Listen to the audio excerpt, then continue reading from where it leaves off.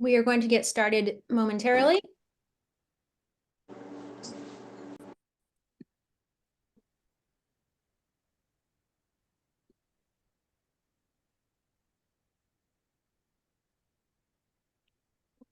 Thank you all for joining. So we have, I'm just going to put the links to our donation page in the chat so everyone can see that. Thank you so much for coming tonight to our March monthly meeting. We have a wonderful presentation tonight. Prior to that, I have a couple things to remind everybody of. Our brown bag lunch, which is the first Wednesday of every month at noon, is coming up. I'm going to put a link to the registration here. That is, I believe it's April 3rd. I'm sorry, I should know that off the top of my head, but it should be April 3rd at noon. So I hope you can join us. It's informal, come and go, come for the whole thing, drop in, come partway through. But it's a great way to meet other pollinator activists and ask questions and have a good time.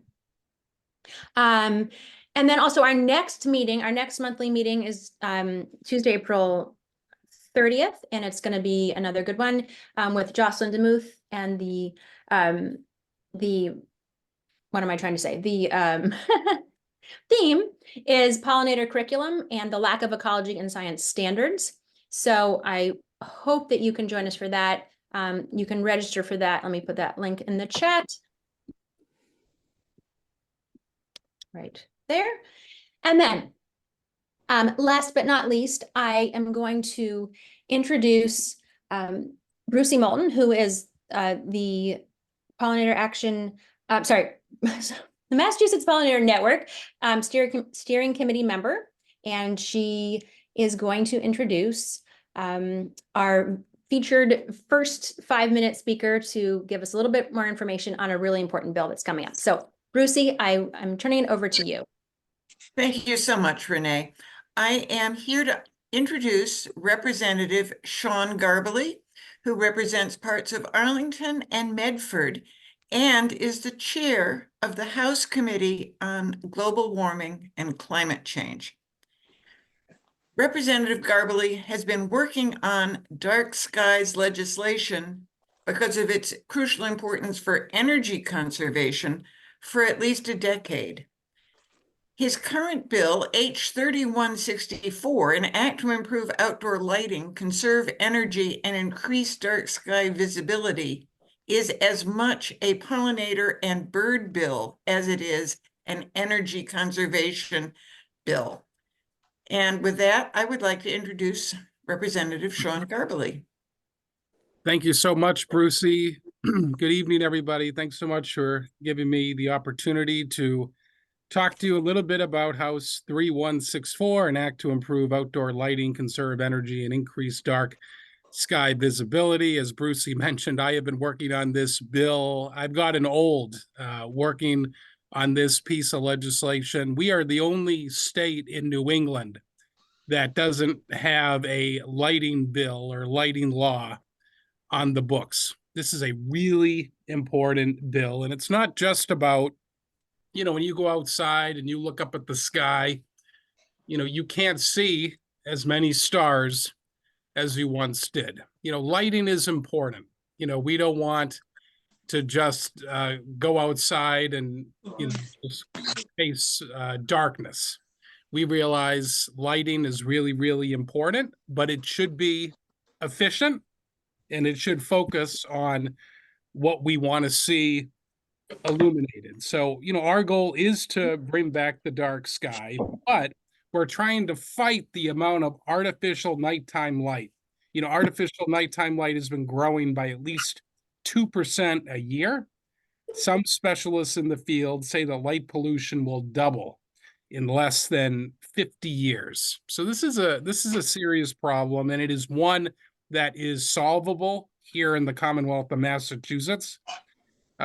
So the bill would require publicly funded projects to use fully shielded lighting, exterior lighting for new projects or replacement installations, and install lighting only where needed. It also provide financial incentives for low wattage streetlights, especially those dimmed or shut off at night. As Brucey mentioned, the other reason why we really want to do this is not just to conserve energy, not just to bring back the night sky, but we know that light pollution has horrible impacts on bird migration and on pollinating. We know that. We know the results of artificial light at night is a threat to pollination. We've seen 62% fewer nocturnal visitations on heavily illuminated sites. We've seen 29% fewer species on illuminated lights, on illuminated sites. You know, when was the last time you saw a firefly in the Commonwealth of Massachusetts in the middle of the summer? Maybe out in the Berkshires, not in Arlington, not in Medford, in my district. Good news is I actually believe that we are going to have a good chance in getting this legislation passed this session. So the bill that Brucey introduced, my bill, House 3164, that I filed with my friend from Concord, Simon Cataldo, and there's a Senate version that was filed by Cindy Cream. So the Senate version has been voted out favorably. The House version is moving forward as well. It's been reported out. It is still in the clerk's office, so they are still trying to get a new bill number, but when I get it, I will certainly let you know.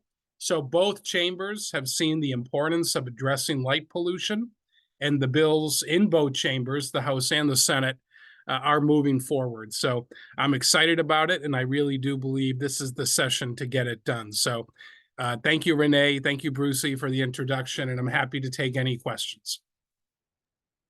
Thank you so much, Rep. Garballey. Does anyone have, we have about 1 minute if we have questions. And then, Rep, I don't know if you'd be willing to share your, and if you're not, I'm sorry to put you on the spot here, but share your email if people do have questions that we don't have a chance to get to, if that would be possible. Sure, I will put it in the chat. Thank you so much. Do we have any questions? Okay. Thank you so much, Rep. Garballey. I really appreciate that. Thank you, everybody. And now I'm going to introduce our featured presentation. On a beautiful Saturday in November 2023, a Miyawaki Forest was installed by the local community on a residential property in Cambridge. It is thought to be the first planted on a private neighborhood residence. And to tell us all the information about it, I am going to start by introducing Judy Perlman. Judy, go ahead. Thanks so much, Renee, and great to see everybody or virtually see them. Thanks so much for joining us. And we're happy to have a chance to share our story with you all. My name is Judy Perlman, and I am a renter. I live in a duplex in West Cambridge, and I moved here in 2015. And I'm joined today by 3 others, Susan Filene, Tori Antonino, and Allie Kruger. Sue and her husband, Bob, have owned this house and the one directly behind it since the early 70s. Tori is a garden planner and eco-garden gardener, very, very schooled in and very focused on native species. And Allie Kruger is a longtime gardener who lives on the other side of this house with her daughter, Rory. Our story focuses on a front yard and its transformation from a lawn to a Miyawaki forest, and the many transformations that this project has brought into our lives. Sue Filene is widely recognized in Greater Boston as a gardener and advocate for local organic farms. In early 2022, she had the idea to replace the tired lawn that was in front of our house for decades. Her idea was to rewild this 600 square foot property with native plants. Following Miyawaki practices, the plants would go into deeply improved soil. They'd be planted close to one another, and native plants of all kinds would come together in this space. We have trees, ferns, grasses and shrubs that are getting bigger every day.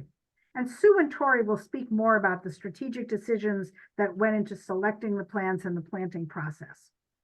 Last November, as Renee mentioned, we had dozens of people join us to put in the forest. We closed the street and had activities for kids, tables laden with information about gardening and native species.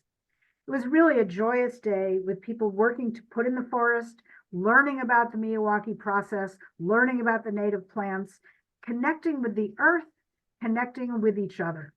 It became clear to us all just how much our new little forest meant to others in the community as well as to us, and that our little forest would propel us to do more. I'm here as a newbie to all of this. Honestly, I grew up in the suburbs, and while I've always loved to be outdoors and walk and do all those and, really be outdoors, to me, lawns were basically invisible. Just the thing that existed in front of houses, between houses.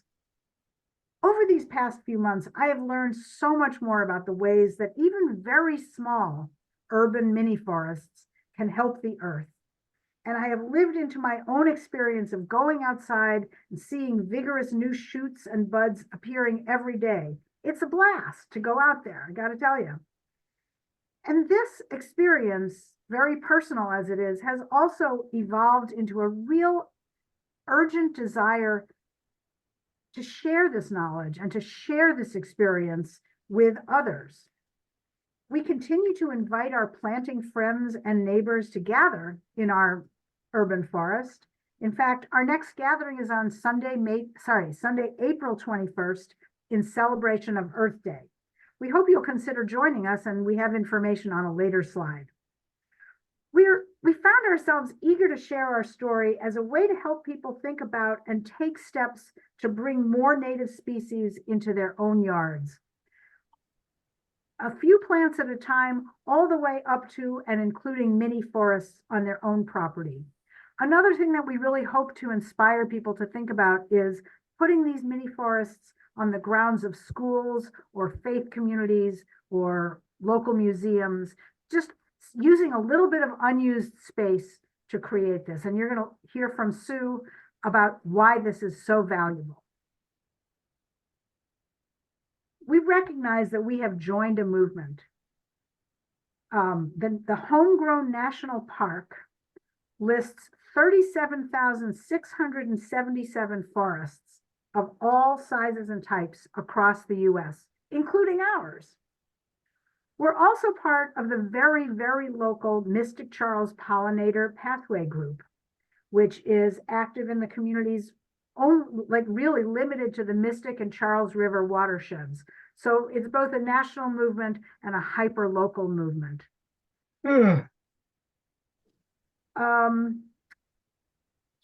I forgot to say that we were very grateful that the Boston Globe and Spencer Buell, who's a reporter for them, did a great story on our planting and on our effort here in Cambridge to do the first Miyawaki Forest on private property. And also Rebecca Blandon, who is a filmmaker who works for the Boston Globe Today documentary system program. She came and did a really nice little thing too. And so that was really fun. I want to leave you with a quote from Doug Tallamy, co-founder of the Homegrown National Park. He wrote, "In the past, we have asked one thing of our gardens, that they be pretty. Now they have to support life, sequester carbon, feed pollinators, and manage water.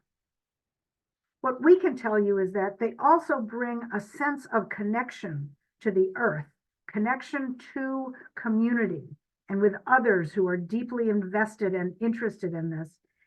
And they also bring the direct knowledge that each of us is contributing and can contribute to a healthier planet, which is a really wonderful thing to feel at this point in time." So that's what I want to say. I'm setting it up for my technical experts. I just would like to say that we have planned to get through our stuff because we have a lot of information to convey to you, and we have plenty of time for Q&A at the end. We'd suggest that you make a note of your questions or that so that we can sort of put the questions more towards that period. And we'll take questions either by raising your hand and you can come off mute, or you can put your question right in the chat. So thanks so much. And here's my friend, Sue Filene.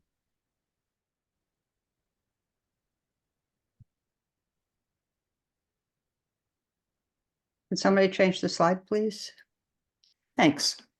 When my husband and I learned how tiny Miyawaki forests can improve soil and air, provide food and home for pollinators and small animals, help to ameliorate climate change, and make life better for humans as well, we decided to turn this lawn into a forest. I'm going to tell you some of the benefits of having a forest. Every part of the little forest helps to improve the soil biome. The biome of healthy soil is a neighborhood of dead and dying carbonaceous material and living, bustling bacteria, fungi, tiny bugs, earthworms, and the roots of a variety of plants. Every part of the whole is necessary for the health of the other parts. When plants are native to the conditions of their environment, they foster the biome which supports their particular needs.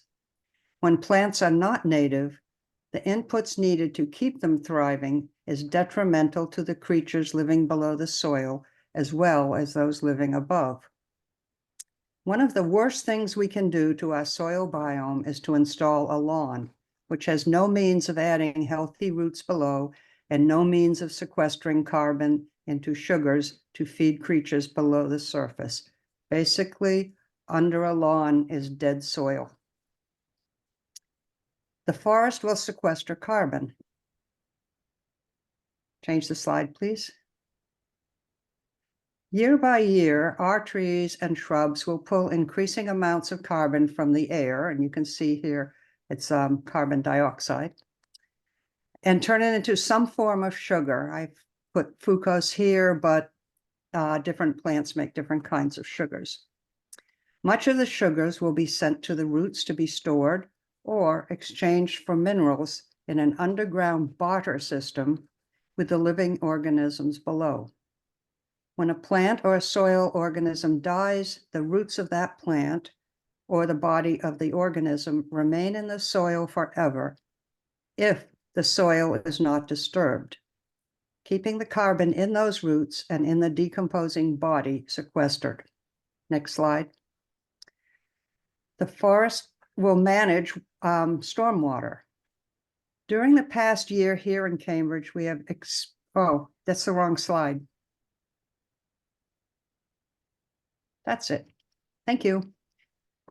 During the past year here in Cambridge, we have experienced many long, heavy rainstorms with water pouring not only onto the ground, but being discharged from the French drains, which homeowners around our neighborhood have had to install as the only way to prevent basements from flooding. The forest will help manage the water in several ways. As the rain falls, it will be intercepted by the canopy. You can see that on the left-hand picture. I've illustrated that. It will break into smaller drops, and as the rain drops move downward, they become smaller and smaller. Some of the drops will remain on the leaves or needles and eventually be evaporated. Because the soil in the forest is permeable, over here on the other side, the water can be absorbed and later taken up by the roots of the plants. Managing the downspouts and the sump pump water, Tori is going to talk about that. Next slide. A little forest can cool its local area. Heat waves exacerbate health issues, especially cardiovascular and respiratory disease. They're associated with increased hospitalizations, psychological stress, aggressive behavior, and excess mortality. Most heat-related deaths occur in urban areas. A study from Adelaide, Australia, which quantified the effect smaller parcels of urban space have on surface temperature, found that trees could lower local surface temperatures up to nearly 11 degrees Fahrenheit. The article referenced another study showing that tree canopies of diverse species have a larger maximum temperature drop in the summer compared to those which are less diverse. Next slide. It will provide food and a safe habitat for pollinators, birds, and small animals. Our pollinator populations have decreased to the point where our food supply is endangered. Applications of insecticides and loss of species' particular food sources are reasons. These little forests can be designed with the habitat and food needs of local pollinators and species in mind. If we can encourage the planting of many small, safe islands of native plants, we may be able to reverse the destruction of tiny life-giving creatures and provide for other species which are disappearing. Next slide. Many forests impact human health in positive ways. In subtle but measurable ways, the many forest benefits our health. Research on the effects of nature on stress began with a study by Roger Ulrich in 1984. He looked at records of recovery after surgery of patients in a suburban Pennsylvania hospital between 1972 and 1981 to determine whether assignment to a room with a view of nature could influence recovery. Those patients assigned to rooms with windows looking out on nature had shorter post-op stays, took fewer pain medications than matched patients in rooms with windows facing a building. It turns out that reducing stress, and therefore reducing stress hormones, allows for immune cells to increase and to function better. This phenomenon can occur when looking at a picture of a natural setting, looking out a window at a natural setting, or actual being in one. The effect increases with increasing proximity to nature.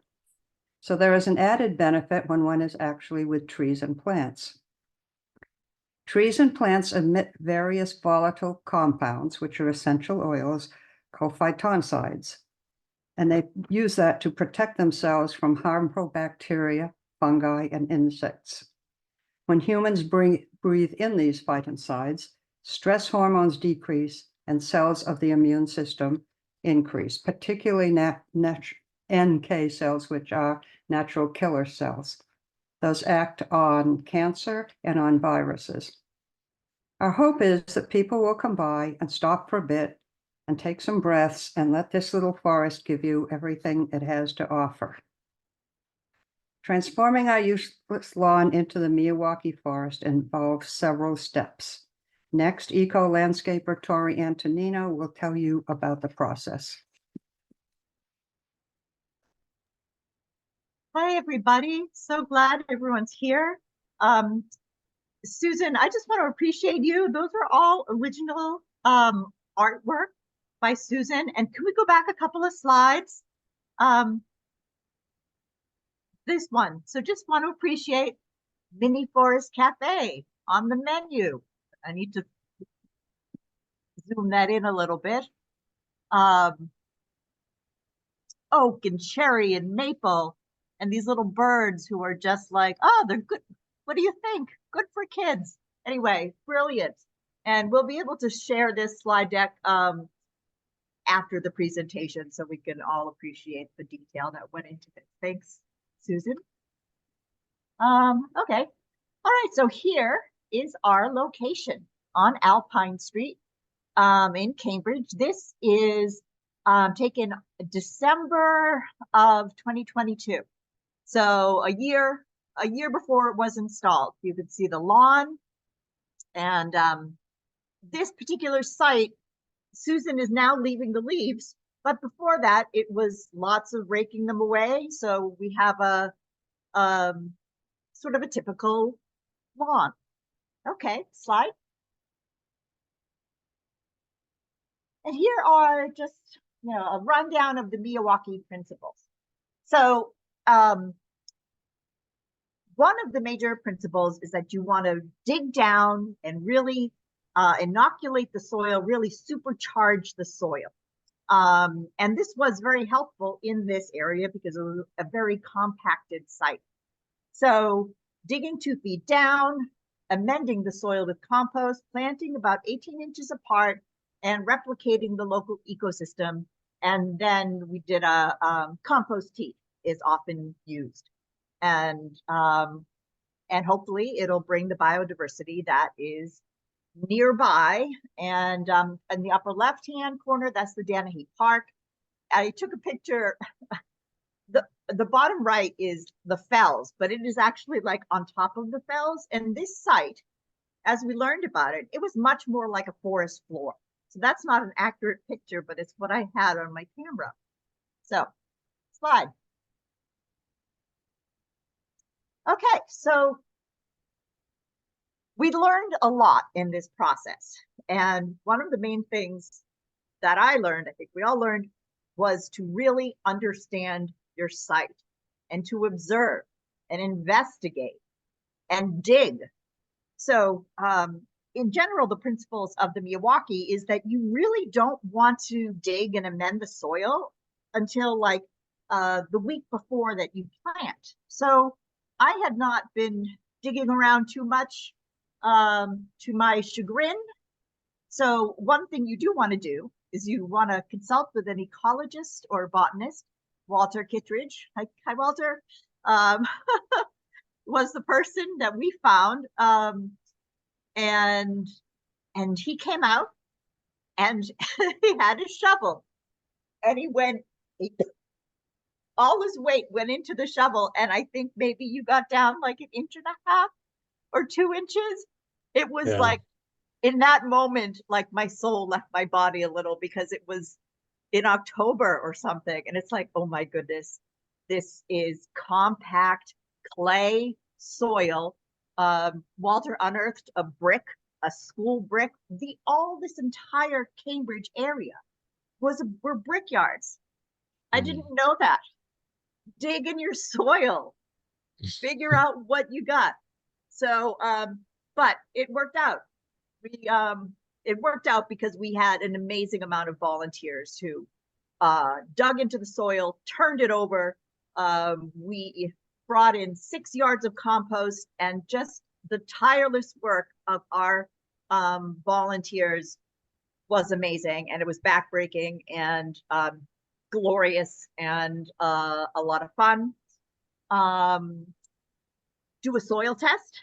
That was Walter's first suggestion. And one of his suggestions, and we wanted to have part of this be an edible forest. So originally I wanted the edible forest to be, if you're facing the house, on the left side, and on the right side to have it just be more canopy trees in Miyawaki style. But it turns out the left side of the house had more lead in it than the right side. So, you know, part of the learning process here was flexibility and pivoting, learning as you go. And so you have to do a dig safe. I would have called dig safe earlier in the game because it turns out the permit lasts for a single month, but you want to find out where all the utilities are.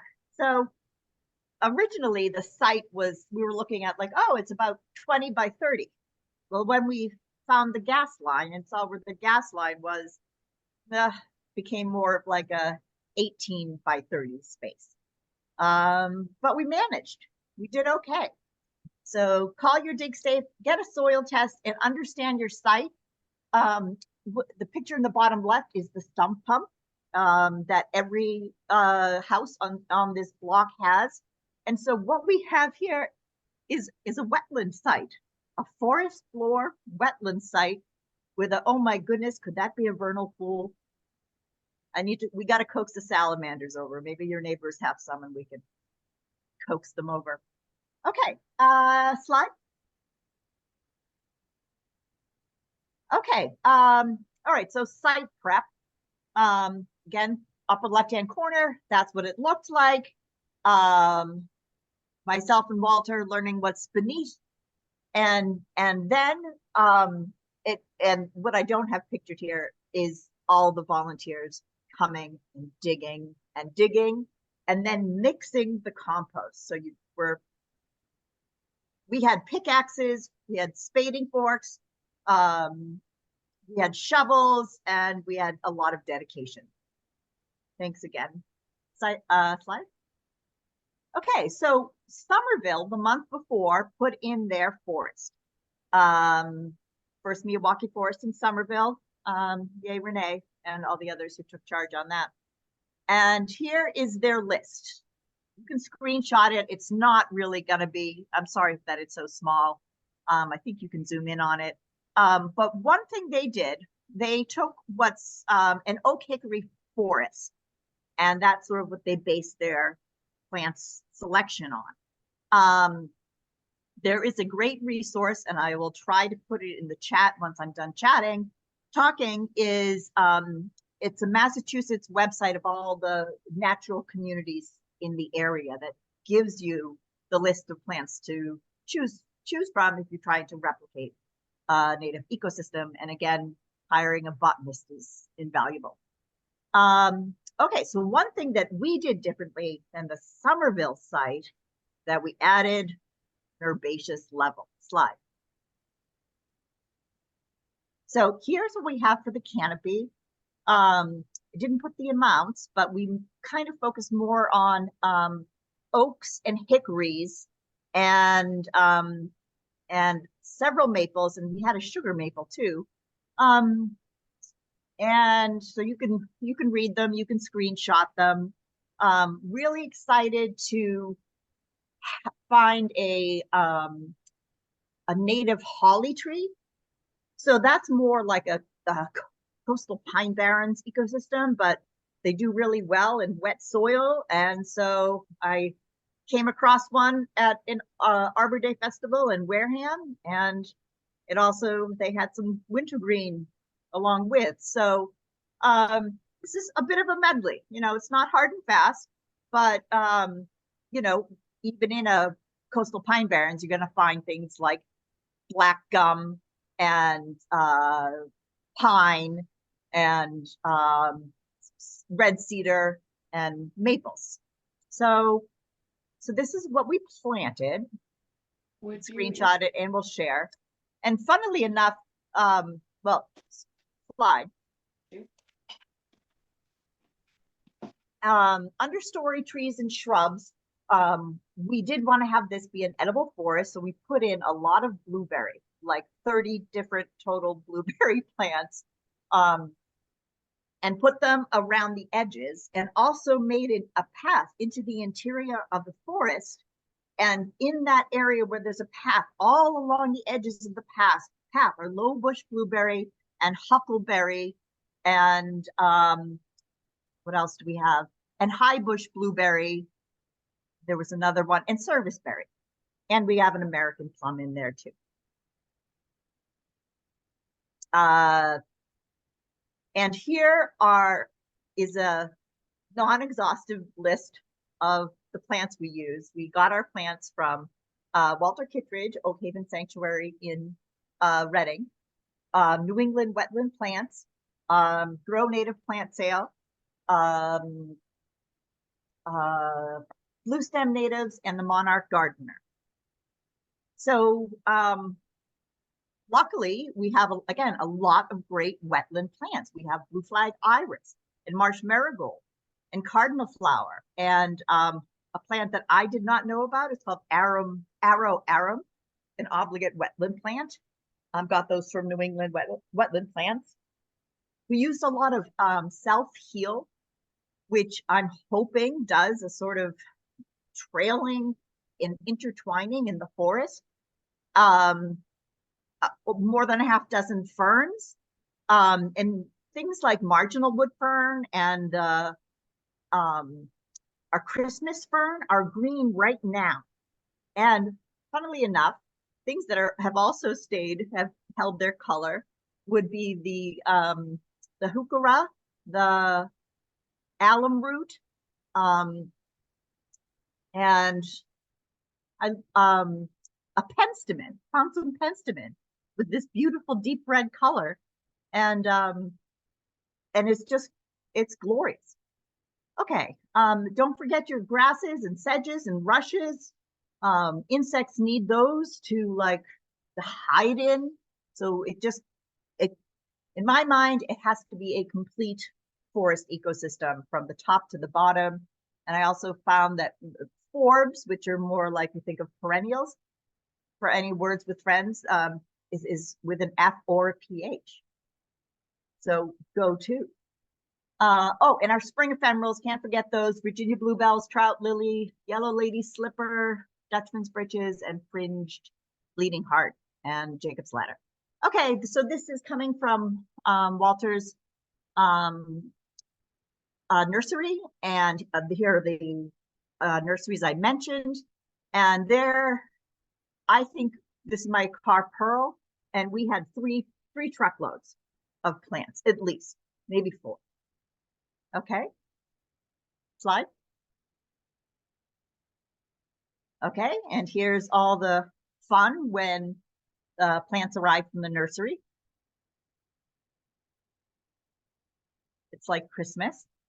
Okay, and one thing I want to talk about is, this would not have been possible without the people that we assembled. And want to give a shout out to Lee Moon Ye, who was a project manager on this, and she reached out to the entire community. She made this flyer with a QR code, and we got people interested and signed up, and then reached out to all our networks. And if you ever want to do a project like this, you have to know Helen Snively. All roads lead to Helen. Hi, Helen. And she will get people to wherever you need them to go. Hi, what a wonderful soul. Okay, slide. Okay, just here's the day of when we were planting. Lower left, that's Susan and Bob Filene, who made this all possible. Again, this was Susan's dream. Susan is on a mission. It's with your chickens, getting the urban agriculture ordinance passed, and being the first person to install a Miyawaki Forest on their private land. You are a stalwart, and I admire you. Okay, some great photos. Slide. Okay, so we put this in, right? Now, what do we do? So we have to look at the ongoing care. Unfortunately, we have 2 huge Norway maples adjacent to the property. They, because the ground was so compacted and that there was so much turf, the Norway maples hadn't really seeded in. But as you can see in this left-hand picture, they're going to be thousands of them, and this is going to be ongoing work in this forest for as long as there are those Norway maples. But let's make it fun. So on April 22nd, when we have our party, we're gonna have a who can collect the most Norway maple seedlings contest. So they come out easily, but it's just, this is part of the site that we have to think about. So ongoing care, we have the Norway maple seedlings. For this site, we will not need to water because it is wet constantly. So that is not going to be an issue. We'll have to make sure things don't drown. That's one thing we'll have to keep our eyes out for. Weeding and bunnies. Not that one in the picture, but our little cottontails. Had I known in the beginning how ravenous they would be, I would have put a cage around each shrubbery and tree as I went along. So this is what myself and a few of the workers have been doing this winter, which is bunny caging everything with latex coated chicken wire, stakes, bamboo stakes, and landscape staples. Other things you want to do is to document, what's blooming, who's on the plants, is there more life, what are the smells? So documenting, taking pictures. We will have to prune, especially if we want to keep this pathway sort of alive. That's something that we're going to have to do. And pruning things as they get to get things out of the way of walking.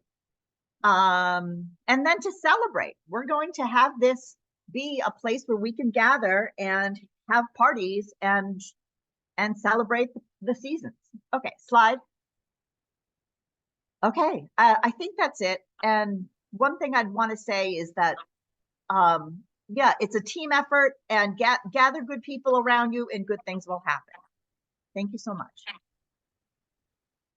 Thanks, Tori. I'm Judy's and the Forest Now neighbor, Allie Kruger, and I also want to thank you all for being here and your interest. And I haven't had the privilege of meeting you or knowing you yet. I'm hoping that you have the ability to use the reaction feature in Zoom, just for a couple quick questions. And then I'm going to talk about how, drawing on Tori's last slide, we did celebrate and observe in addition to just the work, right? The toiling. So one question is just for anyone who can post a reaction, you know, a hand clap or a thumbs up. Do you have a garden?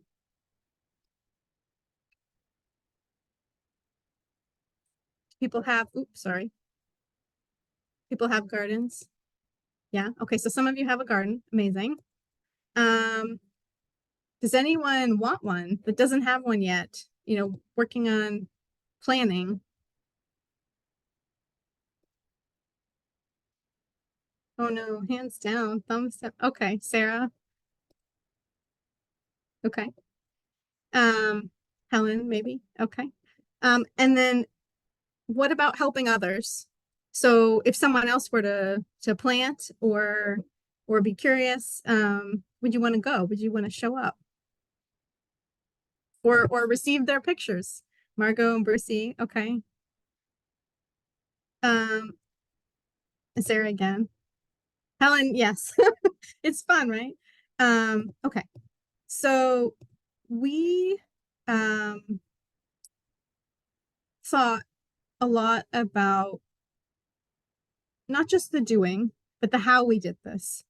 So it wasn't just landscaping, right? It was how do we bring love and joy into this space and invite people in, right? Create an invitation where people want to come be in this space and bring whatever they have that day, right? If it's just wanting to observe, if it's wanting to stop by and chat, if it's wanting to help, if it's wanting to share ideas or be a sounding board, we wanted to create that invitation. So some of you may know that flowers carry an electromagnetic charge and bees have an opposite charge.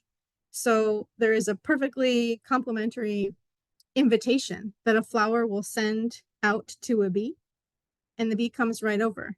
That's the kind of invitation that we've created, I think, with this space in all the intentional and unintentional ways. As Tori mentioned, our wonderful partner, Lee, brought a lot of people from the community into the space who had a very clear idea of what they wanted to do. And then we've just had neighbors from all over the city. Someone biked over from Newton shortly after it was planted and wanted to know all about it. It's been really amazing. So essentially, right, this flower creates an invitation and the bee accepts. You might say the flower loves giving away its pollen and has found this really good way to invite the bee to come carry it away. So as we planned and planted, and as we are tending the forest now, we've been thinking about what else we love. We love tea, and we love candles in the winter, and we love celebrating new growth in the spring. And so we've been inviting people in for solstice and now for Earth Day, as we've mentioned. And I hope that however you garden or help others garden, that can be a perfect invitation for what you love, right? Invite people to share what you love with you, and make it not just something you should do because of climate change or something you feel compelled to do to connect with nature, but also to bring people in and share more of that experience with others who are looking for it. So there are many ways to be welcome in a space, to be welcomed, feel welcome. And just some of the ones we did, we've alluded to on the day of. We said, come, dig, plant, watch, just be here. You know, if that's all you can do, then come by and watch or take pictures. You see the barefoot little one here, playing in the street. It's a special moment when you can close down a street and have people in that space. Educate. So we've referenced Sue's chicken ordinance activism. We were telling people about what else is going on around urban agriculture and growing in the city. And so there was learning. Carrying. So some of the kids were playing around in the street, and then at these moments where they could lend a helping hand, they hopped over and lifted up a tarp full of detritus and brought it over. Tori also had the wonderful idea of bringing a face painter, so you can see two other little ones with their faces painted. They chose spider webs. Some other people chose flowers or vines or leaves. We had somebody who leads local song circles in GP in Cambridge come by and lead some musical interludes. And just other people came by to chat with each other, right? To show up, to be at a happening, you know, somewhat of a village atmosphere. And we had some seed giveaways as well. And just a thought I'll leave you with before we get into, hopefully, your questions, comments. How can we invite others to share and co-create our growing spaces, growing community, growing plants, and growing more of the together branches that we need so much more of, more than screen time. So this is one of my favorite quotes. And I think we've all worked on making progress and not perfection, right? So what we learn as we go in, Tori was saying with the bunnies, we know there are rabbits and that they eat, and there are squirrels and chipmunks and raccoons, and there's a skunk that comes through here. And so we're working in the face of what we learn as we go, and moving on anyway. So with that, Judy is going to, all right. Well, Judy's going to moderate questions. Judy, you want to? Yeah. Hi. Thanks, Allie. Thanks so much. And thanks for the good words already in the chat, that people are excited about this. And it sounds like folks in Winchester it's going to be a heck of a weekend. We'll be planting in Winchester on the 20th and coming to celebrate Earth Day in West Cambridge on the 21st. So, inviting questions. If we have a lot of questions, we may be able to go beyond 8, but let's see. Does anyone have anything they either want to put in the chat or come off mute and just put your question out there? Raise your hand if you would like to. Oh, and right, here is please join our Google group if you want. Here, and just email to this gmail.com address, Alpine Street Forest. Here's a question, I think. Oh, okay. Thank you, Sarah. That's really nice. It's pretty inspiring, I'll tell you, to live with this right outside your house.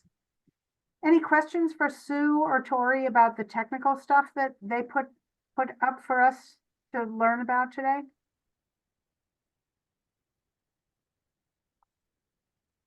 I have a question about the maturity of this densely vegetated space. When these trees grow to full size, are they all going to continue to coexist, or will they crowd each other out?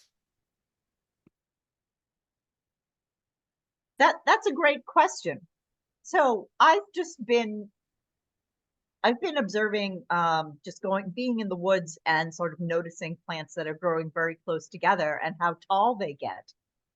And if, let's say, like, I guess what the question is, like, will there be a winner? Will there be one I'm trying to use the ear things. I can't find them. That sort of crowds out the others? You know, I don't know. I'm hoping that they will all sort of be in, grow in concert with each other. I don't like to say competition because I don't think being in a forest is necessarily a competition. So the hope is that they will all get very tall, but not become as large in diameter. And Walter, if you have an answer to this question, I would hand it over to you, because this is, my first experience doing Miyawaki, and I think that's something also just that we're going to keep an eye on. So I would invite either Walter or Sue Filene, who's also been really thinking about this for a long time. Any insights on, cooperation versus competition in maturing forests? I think Walter should answer that because we haven't been around long enough with this to see what's going to happen. Is he here? I'm not sure if he still is. Well, the Miyawaki plan says that some won't make it, but that they will in concert grow up and not out. So the next question is Helen's question. What is the plant, not labor, budget of a project like this? this was about $6,000, 2,000 at Walters, 2,000 New England Wetlands. Yeah, it was about 6,000. 1,500 at Grow Native. Yeah, it might have been a little more. And it's like, oh my goodness, how is that possible?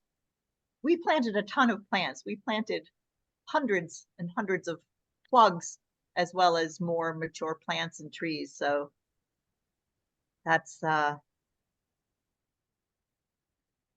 Oh, how about the mulch? Can you figure? oh yeah, the mulch. Also? 6 yards of the mulch. That was like maybe $400. Where do we source the compost? And I'm rounding up here. Our compost, we use Mass Mulch, and they were just an excellent partner. And they mulch stuff from their neighbor's farm, so it's very they were just lovely to be around.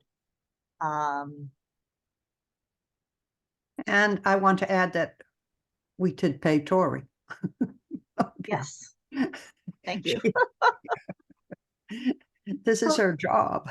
Yeah, here's a question also from Anne. Large tree roots can destroy house foundations, sidewalks, etc. Any consideration given to this? That's a great question. Yeah. And yes, consideration was given to it. And it's funny because about 6 feet away from the house on one side is a Norway maple that's probably 30-inch caliper. And on the other side, about 10 feet away, is another Norway maple of about 30-inch caliper. So, and we live in a city. So yes, consideration was given to the foundation. Are we going to keep an eye on it? For sure. I'd be more worried about the Norway maples, but they seem to have not penetrated. And again, living in a city, if we,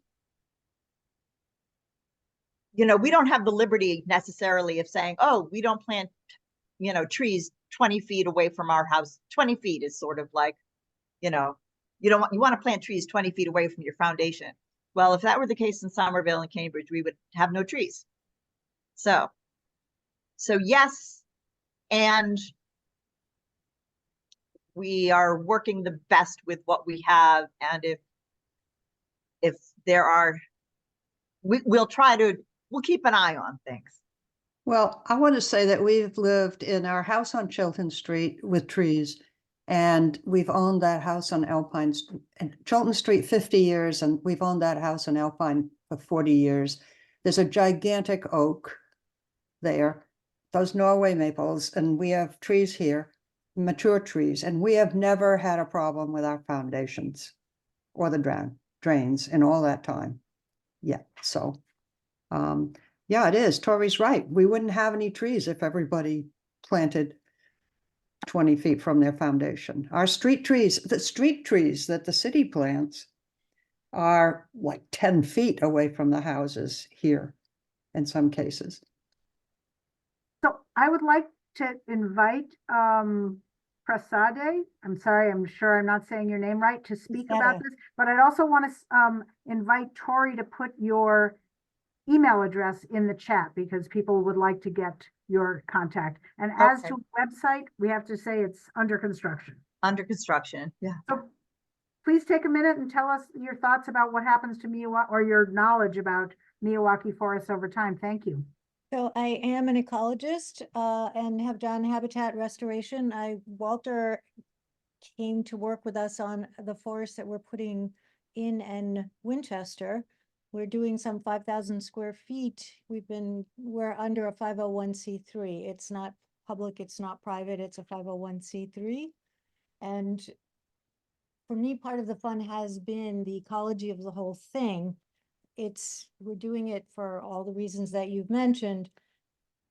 And one of the questions that comes up often is what happens? Well, by planting native mature forest species, you skip that whole successional stage, right? So you go to, if you've seen a grassy field and it's, and over time it becomes kind of shrubby and then trees start to grow, there's a whole succession there that happens. And in New England, that takes about 150 years. And what we're doing is a hijack on that because we cut out 120 years, 130 years, we go for the species that are all the way at the end. That's what you plant in a true Miyawaki forest. And because you supercharge the soil, they grow like crazy. And I like to show the picture from Danahy, which went from tiny little twiggy things that maybe come up to your thigh to full trees taller than anyone in the audience within not quite 2 years because of the supercharged soil and because they don't compete with each other. The genius of Miyawaki was that he didn't look at competition, he looked at bottlenecks. And he removed the bottlenecks to plant growth. The bottlenecks are the quality of the soil, the amount of nutrients, and the microbiome. And he said, well, if we take care of all of that, everything will grow spectacularly, which is exactly true. They spent about 10 years perfecting the process. And what we're all doing is basically following his conceptual recipe adjusted forever for the ecology of wherever you're actually planting the thing. So you're going to plant wetland species in a wetland area, you're going to plant upland species in an upland area, because otherwise it's not going to work. So what is so interesting is that over time, people say, oh, it's a planted forest, it's an artificial forest. Well, in one sense it is, because we skipped ahead to that end in the process. But in another sense, it's not. It's as natural as we can make it. We're using local genotypes if we can. New England wetland plants is a good source. Walter is a great source. Russ Cohen is another source. And then once you step back by the end of year 2 or earlier, they start to compete with each other. They start to undergo natural forest processes. Birds will drop seeds in, which might or might not take hold.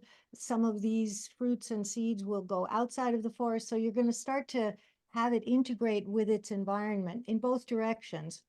And then you're going to start having mortality, and you're going to start having some competition, because although the soil has been set up as very supercharged, they're going to start using up some of the nutrients, and it will end up becoming more and more natural because natural processes, are acting on it.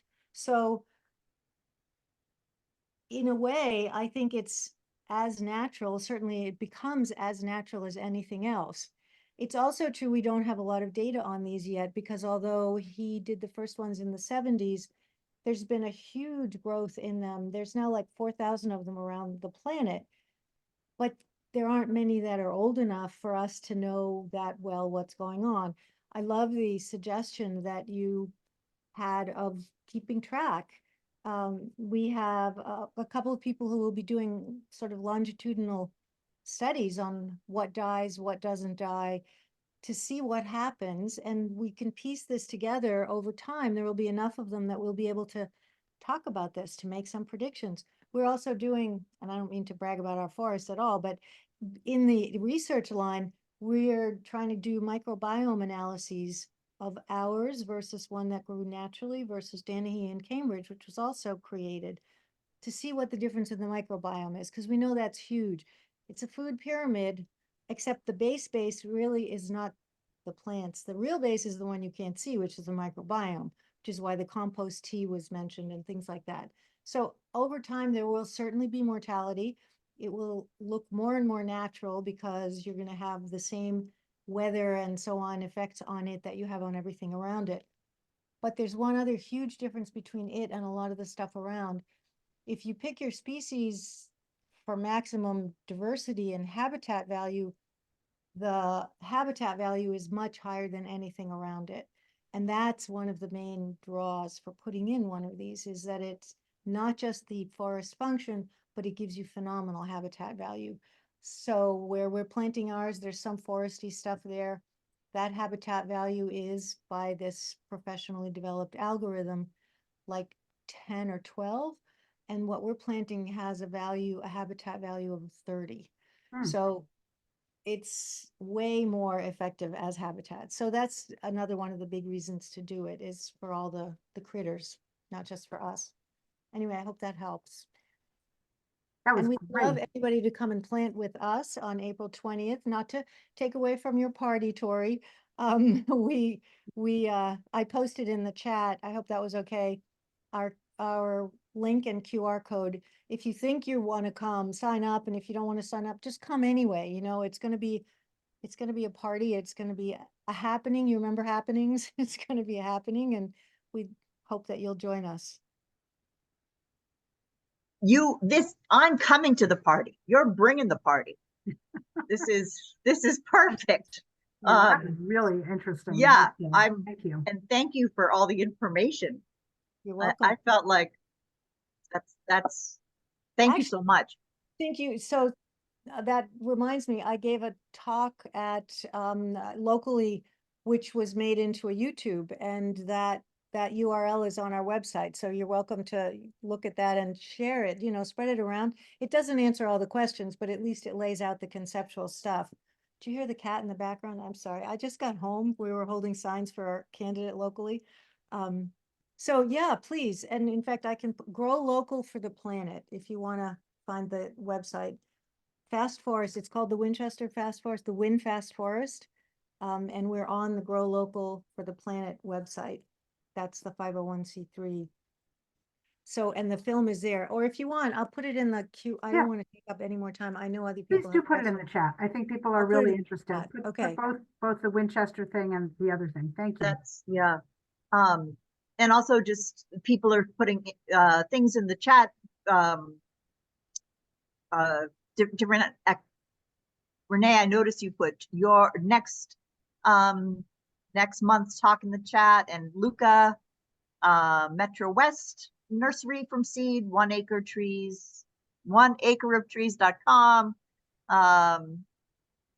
So yeah, this is amazing. I'm so honored to be part of this community. Somebody asked me, Tori, where would you like to live? Like, if you could just go anywhere. And I'm like, oh, I lived in France for a while. I want to go back there. And then I thought, you know what? Like, I really like it here. Not just because this is where my family is, but this is where really interesting people are. And like, we're on top of it. So I'm just grateful to be in this community. And thanks, Renee. Thanks for having us. Thank you, Renee. Thank you everyone for coming. I really appreciate you presenting. It was very fascinating, and I hope that other people are inspired to do similar projects. And thank you all for coming and listening. And do please join us next month for our presentation on curriculum, pollinator curriculum, which is, I think, going to be very interesting too. So thanks everybody. I hope you have a wonderful night, and we will see you later. Oh, this is being recorded and I will post it on our YouTube channel tomorrow. So, and everyone who is registered will receive a link. Thanks So, again. Thank you, thanks so everyone. much. Good night. Good night. Good night. Good night. Tori, did you get that?